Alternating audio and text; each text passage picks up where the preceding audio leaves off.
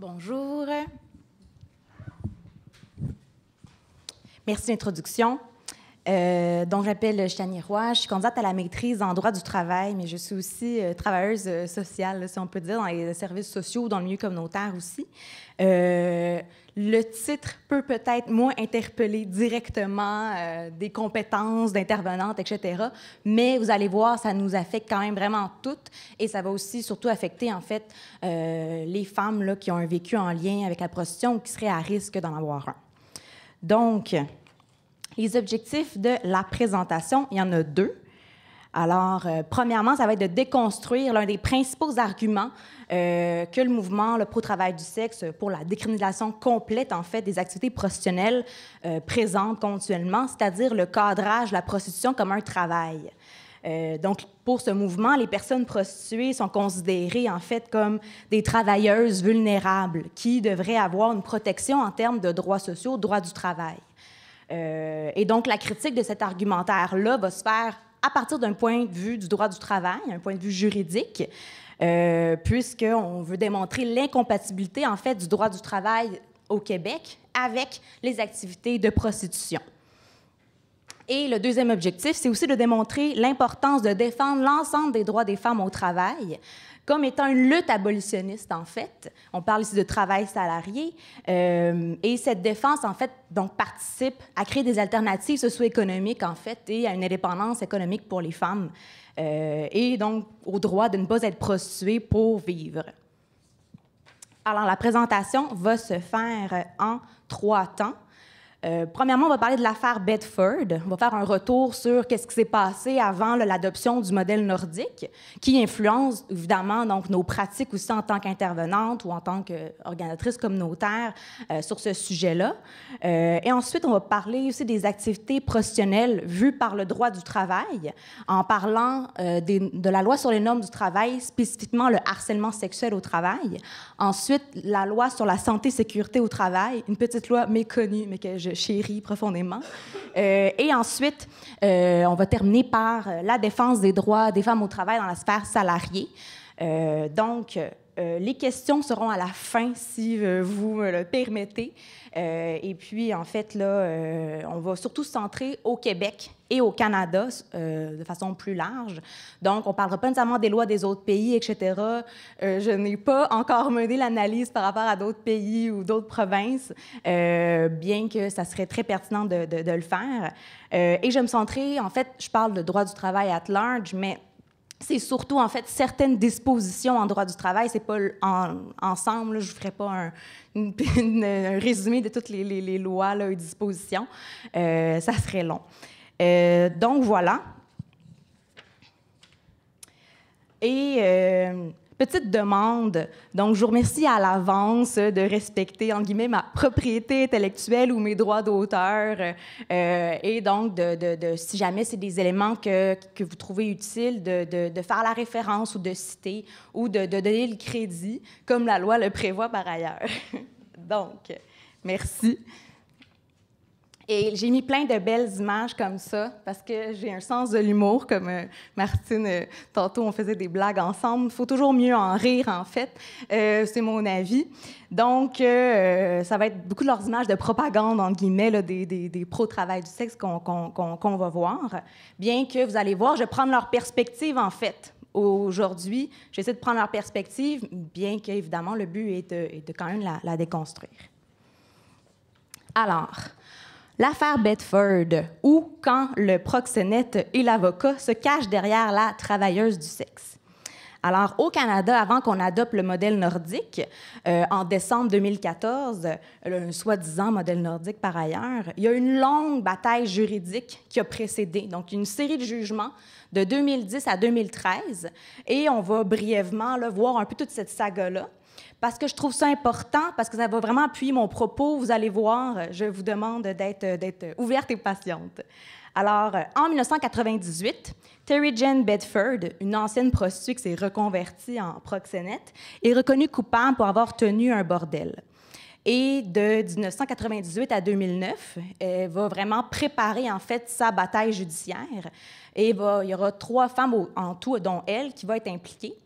L'avocat principal, c'est Alan Young, et j'aimerais bien qu'on s'y attarde un peu, puisqu'il n'est pas, c'est pas nécessairement là, un défenseur qui a pris le cas qu'on lui a amené comme ça tout bonnement.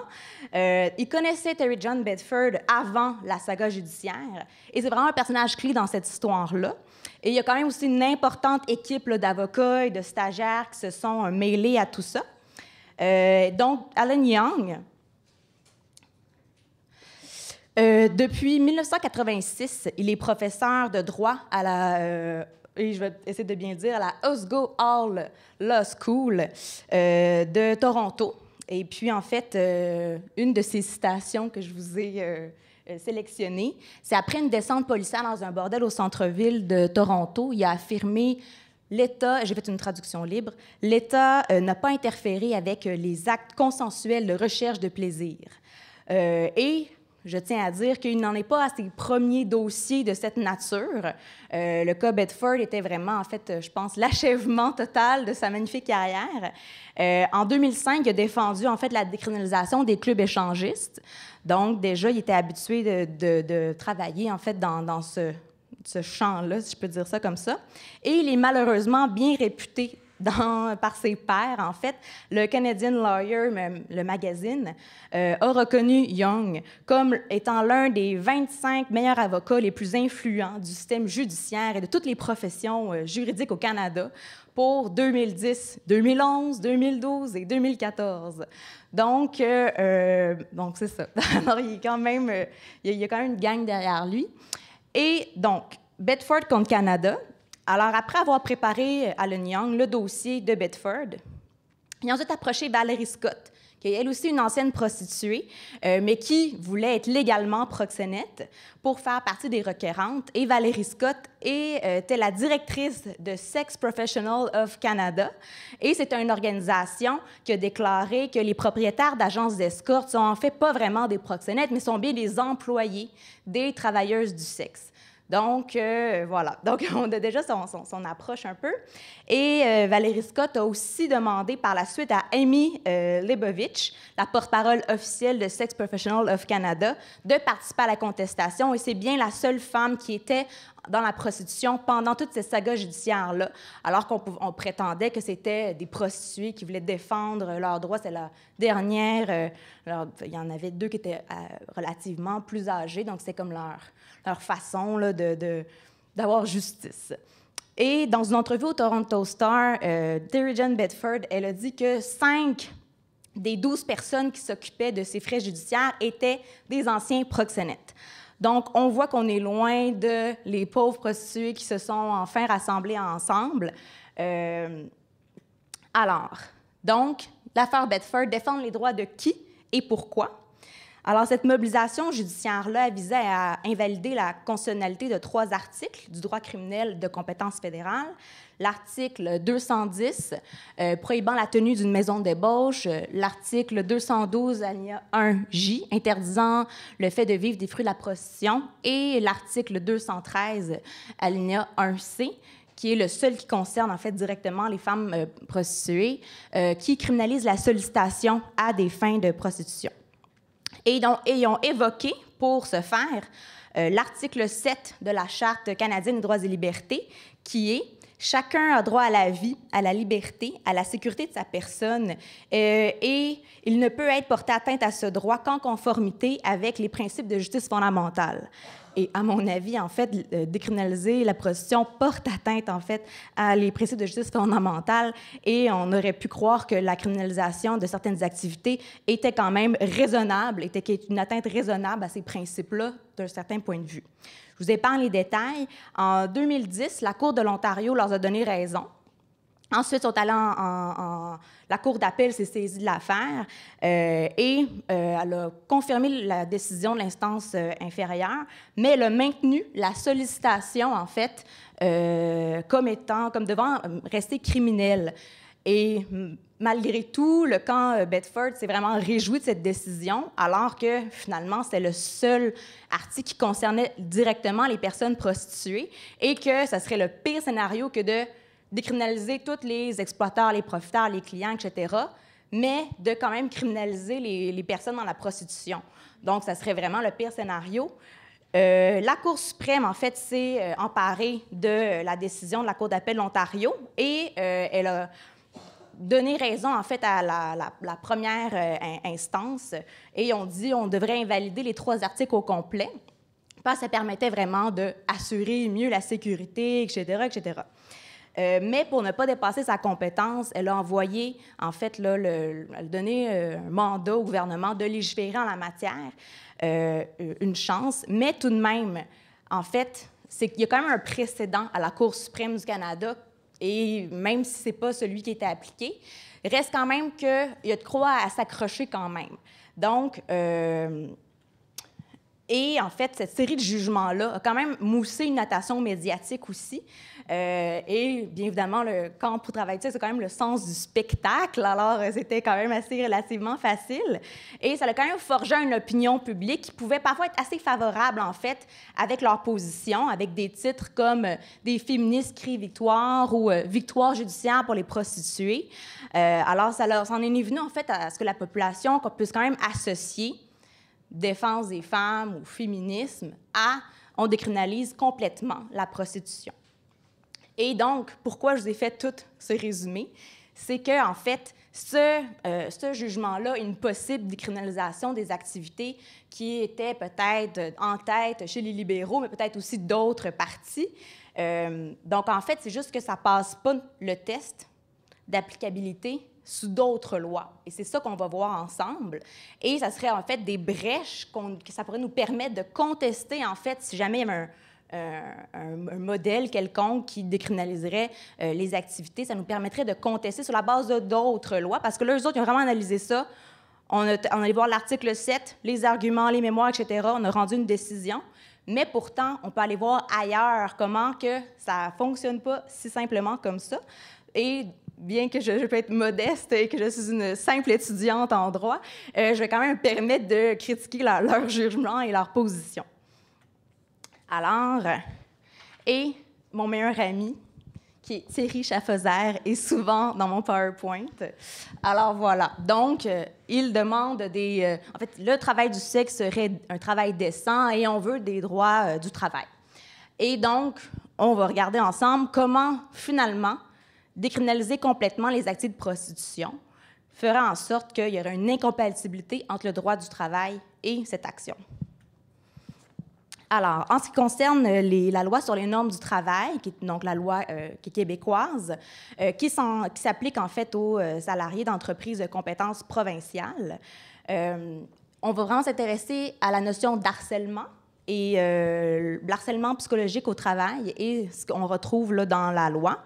Donc, l'harcèlement psychologique au travail, c'est une conduite vexatoire qui se manifeste par des comportements, des paroles ou des gestes répétés qui sont hostiles ou non désirés, qui portent atteinte à la dignité ou à l'intégrité psychologique ou physique du salarié, qui rendent le milieu de travail néfaste.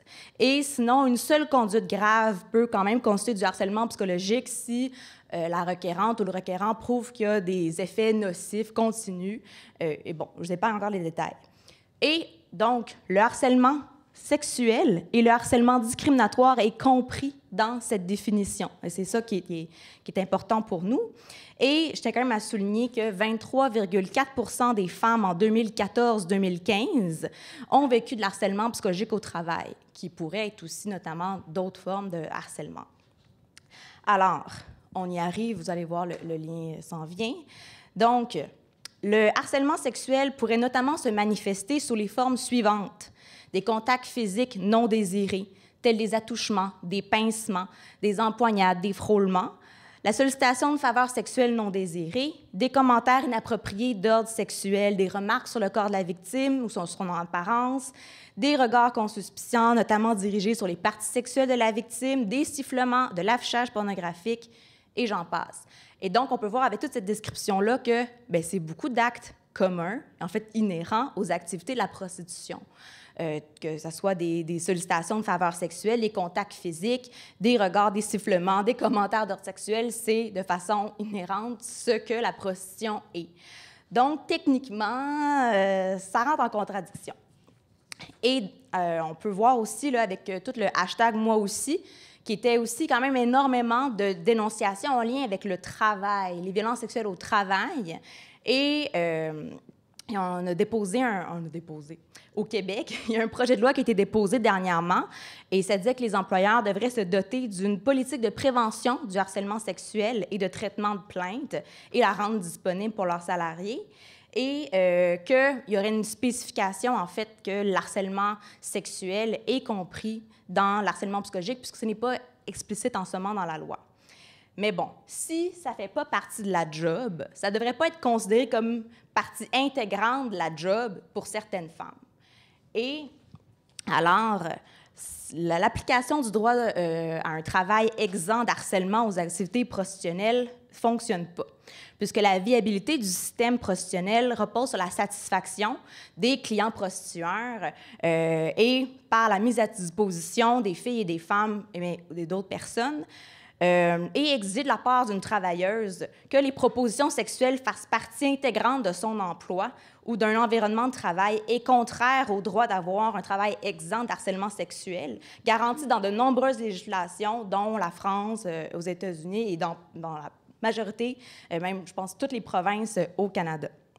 Et il est du devoir de l'employeur, en fait, ici, ça serait du proxénète, de veiller à ce qu'aucun employé fasse l'objet de harcèlement sexuel. C'est une responsabilité.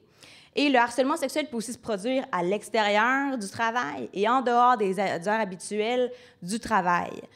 Donc, on peut penser à un client ou un soi-disant chum, etc., qui pourrait parler à une femme, la solliciter, etc., des commentaires ou des actes.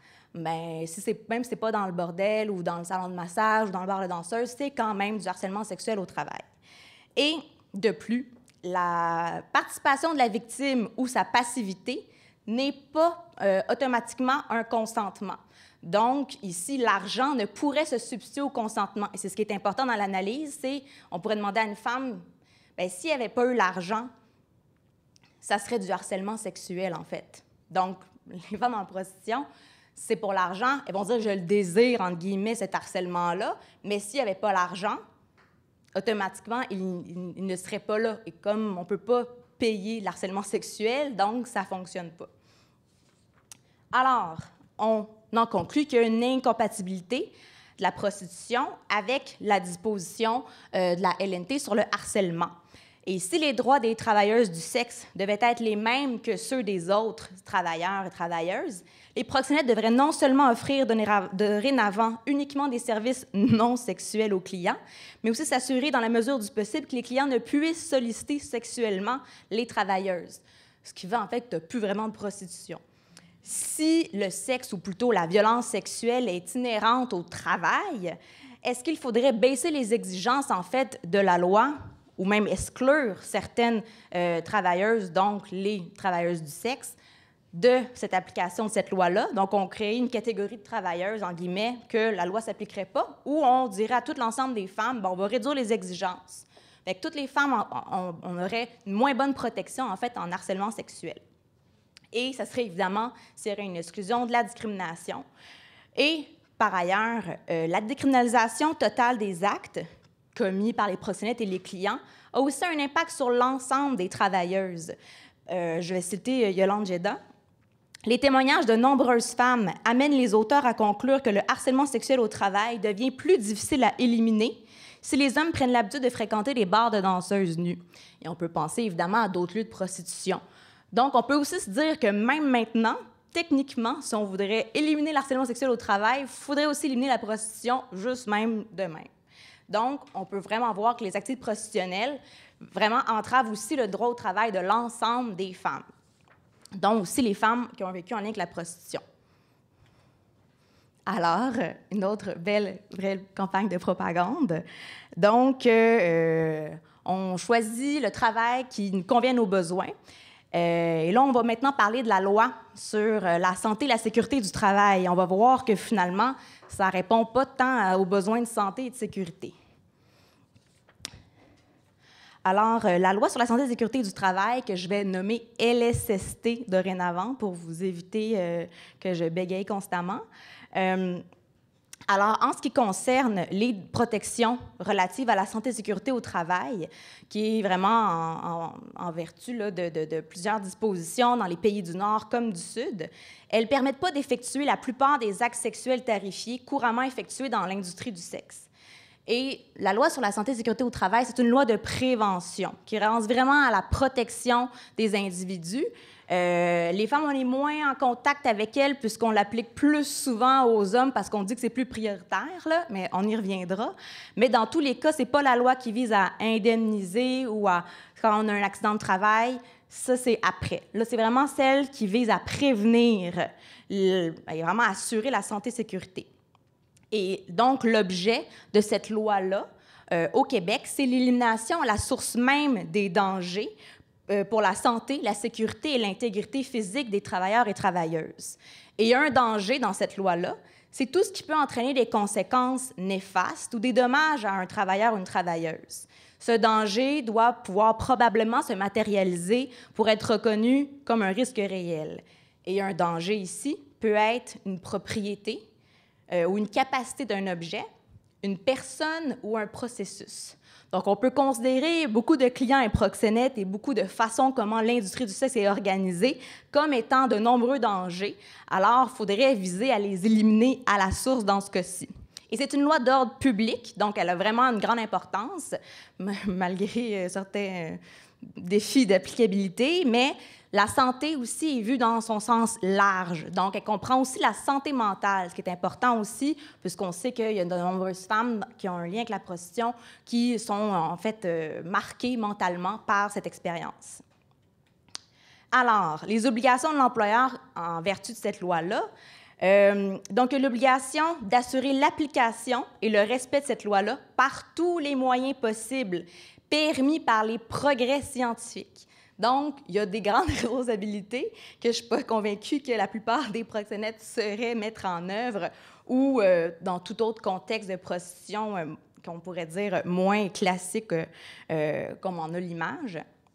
Et cet aménagement-là sécuritaire, en fait, c'est des équipements, fournir des lieux de travail sécuritaires, fournir gratuitement des installations d'hygiène, du matériel de protection, informer les travailleurs sur les risques et assurer une formation, une supervision adéquate des travailleurs-travailleuses. Donc, on voit déjà qu'il n'y a pas grand propriétaire d'agence d'escorte qui s'assure nécessairement d'informer les femmes des risques du métier.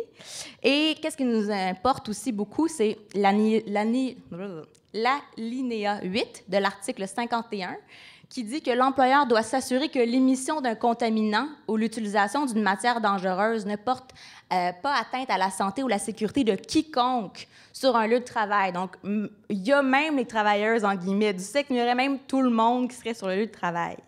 Et un contaminant, pour ce qui nous intéresse, c'est pas mal de choses. C'est une matière solide, liquide, gazeuse, un micro-organisme, un son, une vibration, un rayonnement, une chaleur, une odeur, une radiation, toute combinaison de l'un ou l'autre générée par un équipement, une machine, un procédé, un produit, une substance, une matière dangereuse qui est susceptible d'altérer de quelconque manière la santé ou la sécurité des travailleurs.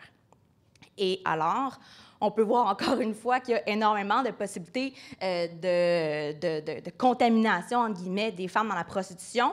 Et, on va y aller plus explicitement, le sperme, le sang et la salive peuvent, en vertu de cet article, être considérés comme des contaminants. Et contrairement, en fait, aux infirmières qui ont des outils ou des procédés, des manières de se protéger, bien qu'elles ont quand même encore un peu de problèmes, les filles et les femmes prostituées doivent entrer en contact direct avec ces contaminants-là de façon externe, mais interne aussi. Et c'est complètement en contradiction avec la loi sur la santé et sécurité au travail. Alors, donc, il y a une contradiction entre la santé et sécurité au travail et la prostitution. Et face aux conditions dans le système prostitutionnel, pour tenter de respecter minimalement les dispositions précédemment mentionnées, il faudrait d'abord fournir un arsenal impressionnant aux femmes dans la prostitution, aux filles, etc., afin de les protéger. Et je vous en donne une petite énumération. Boutons de panique portatifs et compacts, protection respiratoire, vêtements spéciaux ou blouses de travail imperméables, lunettes, port du condom obligatoire, gants, écran ou masque facial, caméra personnelle, système de sécurité, trousse de premiers soins, réduction du temps d'exposition et limiter le personnel exposé, procédure de décontamination et vaccination et surveillance médicale des personnes concernées. Alors, ça fait pas mal de mesures, on s'entend, et même à ça, ça ne serait pas suffisant, mais déjà, juste pour s'y rendre, il faudrait faire ça. Ensuite, il faudrait interdire toute exposition directe de liquide biologique de clients avec la peau et les muqueuses des personnes prostituées. On s'entend que rendu là, il ne reste plus grand-chose de fun, en guillemets. Et malgré toutes ces mesures-là, ça serait toujours largement insuffisant compte tenu des nombreuses études qui démontrent les effets néfastes de la prostitution sur la santé mentale, des activités de prostitution sur les personnes prostituées, comme les conséquences des violences, la toxicomanie, la dépression, les pensées suicidaires, le suicide, les troubles dissociatifs et le syndrome de stress post-traumatique, et j'en passe. Et d'ailleurs, cette activité, entre guillemets, porte régulièrement atteinte à la vie de ces personnes-là qui l'exercent. Aux États-Unis, il y a une étude qui a démontré que l'activité prostitutionnelle était celle la plus à risque par mort, de mort par homicide, avec 204 homicides sur 100 000 personnes. Et la deuxième activité la plus dangereuse était chauffeur de taxi avec 28 homicides. Et pour les femmes, la plus dangereuse était être serveuse, avec 4 homicides sur 100 000. Mais on voit ici que la prostitution est 7 fois plus dangereuse que le métier, en guillemets, le plus dangereux pour les hommes. Donc, on voit quand même ici que ça porte vraiment, je suis sûre que c'est assez conservateur dans les faits comme calcul, mais donc, compte tenu de ces atteintes à la santé physique et mentale et même à la vie des, en guillemets, travailleuses du sexe, qui sont inhérentes au contexte de tarification d'actes sexuels, une véritable élimination à la source même des dangers dans la prostitution serait son abolition. Et la création de programmes de transfert de ces personnes-là vers d'autres activités rémunératrices sécuritaires. On peut penser aussi aux travailleurs, par exemple, du chrysolite et de d'autres travailleurs, c'est beaucoup des hommes, mais de d'autres travailleurs, parce qu'on reconnaît toujours un peu moins le danger que les femmes sont exposées, évidemment, mais on peut penser à beaucoup de travailleurs qui étaient en lien, par exemple, avec l'amiante, etc., et comment on a fait des programmes de transfert pour finalement éliminer, en fait, ce travail-là, bien qu'on décide de rechipper ces activités-là au sud, c'est une autre question, mais dans tous les cas, on voit donc qu'on pourrait légitimement se dire qu'on va créer des alternatives économiques et des programmes de transfert, de formation, etc., pour permettre à ces femmes-là d'exercer d'autres activités qui sont en accord avec leur santé et leur sécurité. Et petit rappel, la Charte québécoise, à l'article 46, prévoit que toute personne qui travaille a droit, conformément à la loi, à des conditions de travail justes et raisonnables, qui respectent leur santé, leur sécurité et leur intégrité physique. Donc, on voit ici, manifestement, à la lumière de ce qu'on vient de voir ensemble, que la prostitution ne passe pas le test. Alors, encore une fois, mon meilleur ami, Thierry Chaffauzer, qui est là. Je suis désolée, c'est pour vous le dire. Là, c'est enregistré, c'est pas grave. Il me fera quelque chose. Mais dans tous les cas, c'est des gens qui épient beaucoup ce que je fais et qui se présentent souvent dans mes conférences. Alors, je me dis, il n'est pas là aujourd'hui, je vais quand même le mettre dans mon PowerPoint. Et les porte-paroles de syndicats, de travailleurs du sexe, etc., en France, voilà, je ne vais pas en rajouter plus. Donc, on est rendu à la deuxième section qui est vraiment, on parle vraiment plus du droit du travail pour les femmes, dans une perspective abolitionniste. On l'a déjà appliqué un peu directement à l'activité de prostitution, mais là, on va voir aussi en général, premièrement, défendre les droits de l'ensemble des femmes au travail, et ensuite défendre les droits des femmes ayant un vécu avec la prostitution par rapport à la sphère salariée. Alors, donc, au travail, les femmes font face à non seulement l'iniquité salariale, mais aussi à la discrimination sexiste, à la violence sexuelle et à un ensemble de lois du travail créées quand même autour du modèle du soutien familial masculin. Et selon moi, améliorer les conditions de travail des femmes via un emploi décent et permettant une bonne, pas juste une survie, là, une bonne vie, permettrait aussi d'améliorer leur santé et de réduire leur dépendance économique envers les hommes et envers d'autres classes opprimantes. Et concrètement, comment ça pourrait s'appliquer? Par exemple, je vais vous donner des exemples qui ne sont pas suffisants en soi, mais par exemple, lutter pour le 15 de l'heure, connaître son horaire une semaine à l'avance, limiter le temps supplémentaire exigible par un employeur, avoir un nombre suffisant de congés payés, des vacances par année, ça permettrait vraiment d'améliorer l'autonomie des femmes et de leur permettre une meilleure présence sur le marché du travail. Évidemment, il ne faut quand même pas juste qu'elles soient à temps partiel et qu'elles ne puissent jamais pouvoir bénéficier de ces droits-là. C'est souvent le cas. Et je me tiens quand même à souligner l'importance de la syndicalisation aussi pour maintenir, en fait, et améliorer les droits des femmes au travail en façon générale. Et surtout améliorer la santé et sécurité au travail aussi. Et on pourrait notamment lutter pour une meilleure application de ces lois-là à beaucoup de corps de métiers féminins. On peut penser à beaucoup de métiers, par exemple, de services, énormément de métiers aussi en lien avec la santé. Les travailleuses communautaires aussi ont des souffrances au travail qui sont peu adressées, mais on va beaucoup plus adresser ceux qui font partie de métiers plus masculins, puisque les risques sont plus évidents. Mais on pourrait avoir une meilleure application, en fait, des lois, ce qui permettrait à des femmes qui peuvent être plus marginalisées, discriminées ou avoir des problèmes de santé d'être davantage protégées dans leur emploi et d'avoir des emplois qui s'accordent davantage, en fait, à leurs conditions puis leurs besoins. Et quelques chiffres, là, je les ai mis parce que ça va être un peu redondant, mais je trouvais ça tellement important qu'on l'ait en tête. Puis ça va faire écho à ce qui a été aussi, là, je pense, dit dans la journée. Donc, les femmes faiblement scolarisées sont très peu présentes sur le marché du travail. Malheureusement, les chiffres, même j'ai essayé de voir l'économiste, Ruth Rose, là, qui est la grande championne au Québec, et ces chiffres datent de la même année que moi, fait qu'il n'y en a pas des plus récents, mais je suis convaincue que ça ne doit pas être merveilleusement changé, malheureusement. Alors, en 2007, seulement 29 des femmes possédant 8 années de scolarité au moins occupent un emploi, contre 46 des hommes avec le même niveau de scolarité. Et près du quart des femmes de 25 à 54 ans travaillent à temps partiel. Donc, une femme sur 4, là, afin de s'acquitter de leurs obligations personnelles et familiales.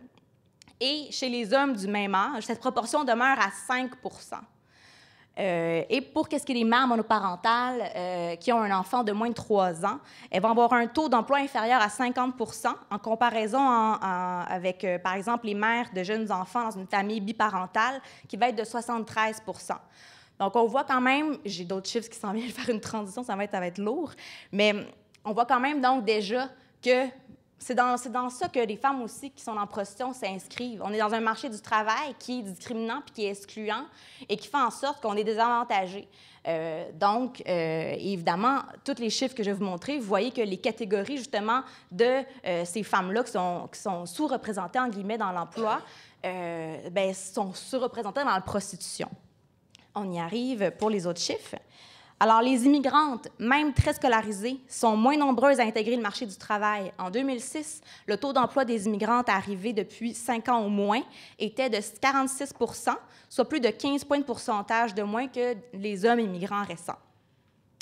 Et par rapport aux femmes aussi appartenant à des minorités visibles, Chantal, peut-être que ce n'est pas la bonne appellation, affiche un taux d'emploi peu élevé. En 2006, 55 des femmes issues des minorités visibles occupaient un emploi. Alors, cette proportion était de 67 chez les hommes. Le but n'est pas de dire que chez les hommes, c'est toujours plus beau puis ils ne vivent pas d'autres affaires, mais juste de quand même voir qu'il y a une différence. Et quand même, par contre, pour les femmes autochtones, elles sont, j'ai copié-collé, hein, alors je ne dirais pas qu'elles sont très peu présentes, mais elles sont beaucoup moins présentes là, sur le marché du travail. En 2006, 54 des femmes autochtones occupaient un emploi, un taux inférieur à celui des hommes, des autres femmes, mais quand même semblable à celui des hommes autochtones, à 57 Donc, on peut voir qu'il y a beaucoup moins de variance, en fait, hommes-femmes, sur le plan de l'occupation d'un emploi pour les membres autochtones. Alors, encore une fois, on sait très bien, et ça a été dit, qu'il y a une surreprésentation, en fait, de divers groupes. Et j'avais aussi des statistiques sur les femmes handicapées et d'autres, là, on peut voir, mais qui se retrouvent de façon surreprésentée, bref, dans l'industrie du sexe. Et aussi, je trouve important de parler de l'accès, en fait, des femmes à des métiers majoritairement masculins, puisque l'argent est quand même là. Et en 2016, en fait, la rémunération horaire pour les femmes était de 22,74 $, contrairement chez les hommes, c'était de 25,67 $. Donc, il y a quand même un écart. Et ces chiffres-là, les hommes ont eu une meilleure augmentation de salaire de 80 sous par rapport aux femmes de 0,43 sous. Donc, il y a encore plus une augmentation de salaire déjà que sont un peu plus en avance que nous autres, selon l'Institut de la statistique du Québec. Et selon moi, ça s'explique énormément beaucoup parce qu'elles sont littéralement exclues des métiers non traditionnellement féminins, entre guillemets. Pas nécessairement parce qu'elles ne le souhaitent pas, oui, il y a une affaire de socialisation, etc., mais pour avoir travaillé, fait une recherche sur les femmes dans la construction, il y en avait beaucoup qui seraient restées, mais elles étaient littéralement agressées de tout type de manière dans l'industrie et elles quitter était la meilleure solution pour elles, même si c'était leur métier. Et donc, on voit quand même qu'il y a une résistance aussi dans les métiers masculins à l'intégration des femmes. Bien évidemment, ils comprennent que c'est les meilleures conditions. Donc, les femmes dominent encore les emplois traditionnellement féminins. Je ne suis pas en train de dire que c'est mauvais là, en soi, mais juste que ça permet de nous payer moins cher. Et donc, en fait, la majorité, là, 70% des postes du secteur de la santé, du personnel de finances, du secrétariat de l'administration, du personnel de bureau, de la supervision du travail, du personnel de soutien familial et garderie étaient des femmes. 70% de ces postes-là. Et pourtant, elles sont toujours moins du quart des personnes dans les emplois traditionnellement masculins. Et donc, quand même, on peut voir aussi que le marché du travail est encore très ségrégué sexuellement. Il y a une division sexuelle du travail qui se perd. Évidemment, il y a aussi une division raciale, en guillemets, du travail qui est là. Donc, il y a quand même énormément de discrimination quand même sur le marché du travail. Et voilà. Et donc, on va transitionner à qu'est-ce qui est important par rapport aux femmes dans la prostitution. Alors, oui, c'est mon slogan, je pense, préféré. Voilà. Donc, pour se sortir, en fait, de ce slogan, qu'est-ce qu'on pourrait faire? Alors, j'ai envie de commencer cette section-ci, qui va faire une transition aussi avec qu'est-ce qu'on a vu précédemment ensemble, par une citation de Andrea Dworkin dans les... Bon, vous l'avez.